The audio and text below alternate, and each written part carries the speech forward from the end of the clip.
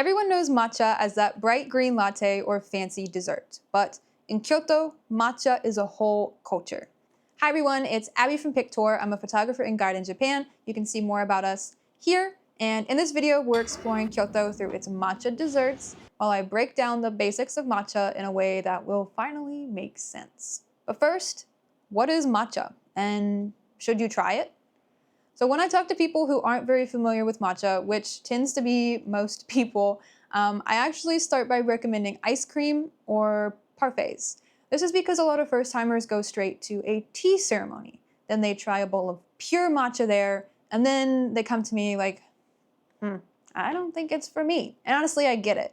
Because the matcha you drink in a tea ceremony is literally just pure matcha powder whisked with hot water. There's no sugar, there's no milk, there's nothing yummy to soften it. You're just getting the full punch, the bitterness, the grassiness, and the umami.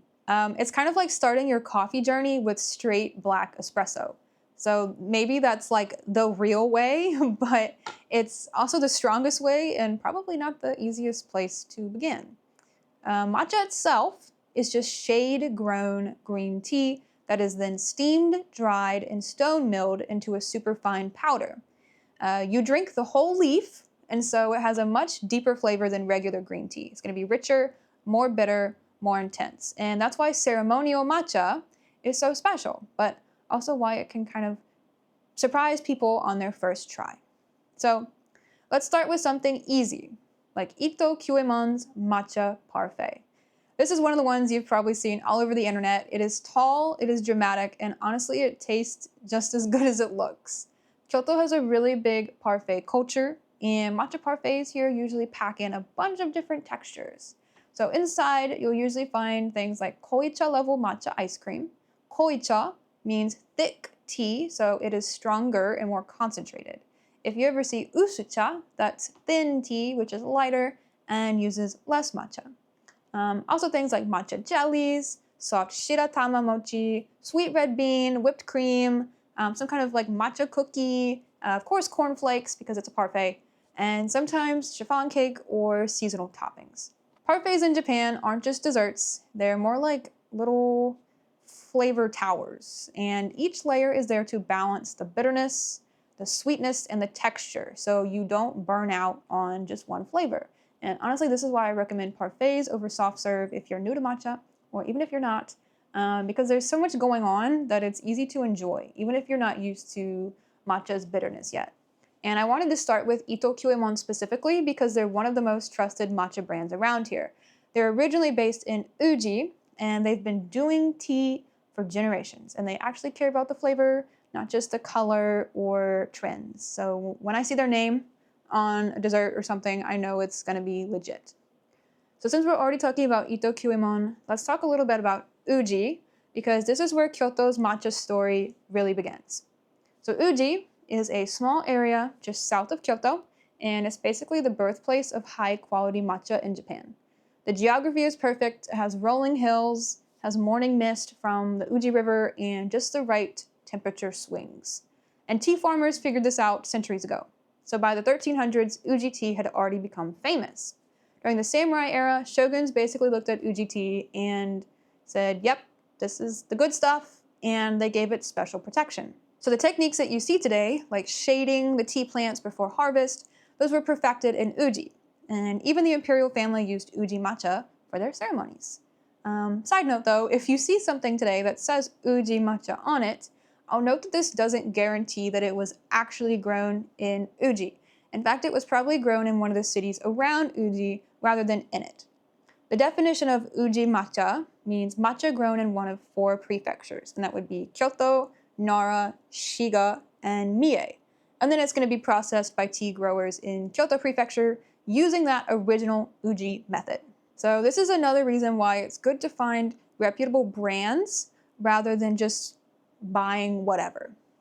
Another fun fact, you don't have to go all the way to Uji to try good Uji matcha. Most of the cafes in Kyoto are going to use Uji matcha anyway, so even if you're eating a parfait in Gion or grabbing a dessert in Arashiyama, chances are you're already tasting Uji matcha. Next up is bread espresso in Arashiyama Garden.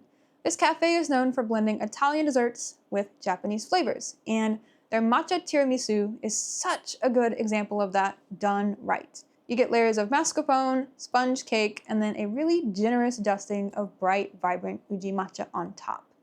What I love about this dessert is how balanced it is. The cream really softens the bitterness of the matcha, so it's perfect for people who want something delicious without jumping straight into super intense matcha. Also, the cafe itself is super cute. There's a few other insta-famous matcha tiramisus around Kyoto, but in my opinion, this one is the best. Next, we're stopping by Jouvencelle Gion, and this place is best known for their matcha fondue. So you get a little tray of little sweets and fruit and a cup of warm, thick matcha sauce for dipping. It's got a very strong matcha flavor. It's very rich, grassy, and aromatic. This is also a perfect moment to explain why matcha tastes the way it does. So matcha's unique flavor starts before it's even harvested. Tea farmers will cover the fields with large black nets for about 20 to 30 days before picking. This shading technique is called Oishita Saibai, and it completely changes the chemistry of the leaves. So when the plants are shaded, they produce more theanine, which gives matcha its natural sweetness and umami. They produce less catechins, which is the compound that makes regular green tea taste bitter, and then the chlorophyll levels increase, giving high-quality matcha that bright, vibrant green color. And because matcha is then stone milled into a powder and you drink the entire leaf, all of that concentrated flavor stays in the final cup, unlike regular green tea where the leaves are removed. So what I'm saying is when you enjoy this fondue, you're tasting the sweetness, the umami, the aroma, and even that gentle bitterness. All the things that make real matcha, matcha, but in a way that's fun and approachable. Our next stop is Gion Kitagawa Hanbee, and this place is great if you want to try several different flavors at once. Instead of choosing one dessert, you can get a whole little platter, kind of like a tea-flavored dessert flight. I ordered both the matcha set and the Hojicha set, so let me show you what's inside. The matcha plate comes with things like matcha and milk jelly, matcha cookies, a layered matcha cake, matcha cheesecake, and matcha ice cream. And what I like about this set is that every item uses matcha differently. So some are creamy, some are chewy, and some are cake, which is always a win. You really get to taste how matcha works across different textures, not just in one big dessert that maybe you do or don't like. And then there's the Hojicha set, which honestly looks just as fancy, and this one comes with the Hojicha version of the same sweets. So Hojicha does not get nearly enough attention as it should. It is so delicious, and Hojicha is actually still green tea. The difference is that the leaves are roasted at a high temperature, so roasted green tea, and this roasting changes everything. The bitterness almost disappears, it becomes warm, nutty, and almost like caramel-like, and the caffeine level drops a lot, so it's very gentle to drink.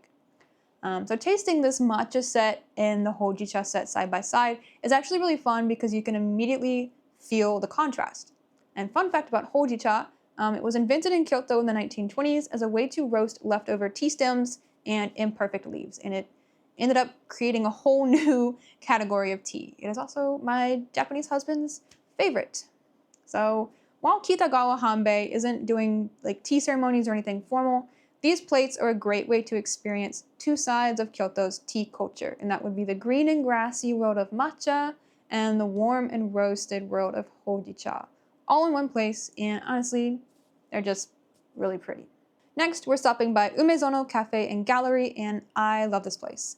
The original Umezono was founded in 1854, but this cafe version feels fresh and minimal, kind of like a modern art gallery for wagashi. So let's start with the matcha hotcakes. These are thick, fluffy, Kansai-style hotcakes. They're not American pancakes. The batter absorbs the matcha like a sponge, so the flavor is very clean and smooth, and the very, very subtle bitterness works perfectly with butter and syrup, as well as the 4 different sauces that they provide for you to try as well. I really like the raspberry sauce, although as a true Southern American, butter is always a home run for me. Then there was also the matcha warabimochi, which came with mitarashi dango, which are super yum. And Warabimochi is one of the most interesting desserts you can try in Kyoto, and it's my personal recommendation. So, traditional warabimochi is made from actual warabi starch, which is extremely expensive and rare. For that reason, most places use potato starch instead, but high-quality shops like Umezono keep that really silky, stretchy, almost cloud-like texture. Kyoto's dessert culture has always balanced bitterness and sweetness.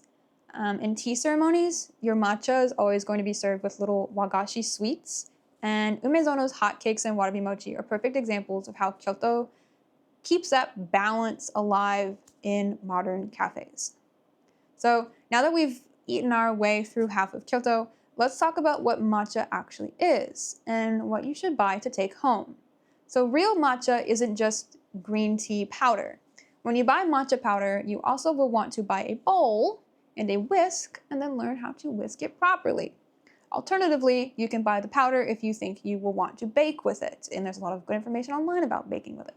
However, here's the honest truth. Most people should probably not buy ceremonial matcha to take home. It expires quickly, it clumps easily, and if you don't whisk it the right way, it can taste unexpectedly bitter. So for about 95% of people, I actually recommend a matcha-style green tea powder that mixes instantly with water. So no whisking, no technique needed. You can literally just shake it in a bottle or mix it with a fork or whatever, and it tastes clean and refreshing. You can get these with or without sugar, and the one I recommend is this. It is easy, it is beginner-friendly, and it still gives you that nice tea flavor without any of the hassle. Though mine is from Itoh Kyuemon, you'll find similar products across Kyoto. So that's it for today's matcha adventure in Kyoto. I hope this gave you a better idea of how rich Kyoto's tea culture is, and maybe even helped you figure out which matcha dessert or desserts to try when you visit.